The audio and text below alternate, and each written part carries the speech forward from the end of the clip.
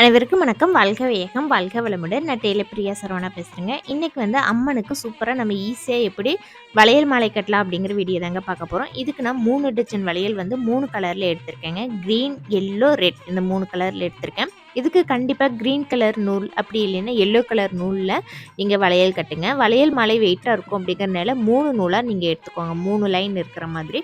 First வளையல் வந்து நல்லா முடி போட்டுக்கோங்க. கொஞ்சம் நூல் வந்து கொஞ்சம் கேப், அரை அடி கேப் விட்டு நீங்கள் வளையல் கட்ட ஆரம்பிக்கணும். இதனுடைய டீட்டெயில் வீடியோ வந்து கீழே இருக்கிற லிங்க்கை, அதாவது கீழே ஒரு ஏரோ மார்க் இருக்கும், அந்த ஏரோ மார்க்கை கிளிக் பண்ணிங்க அப்படின்னா டீட்டெயில் வீடியோவாக நீங்கள் பார்த்துக்கலாம்.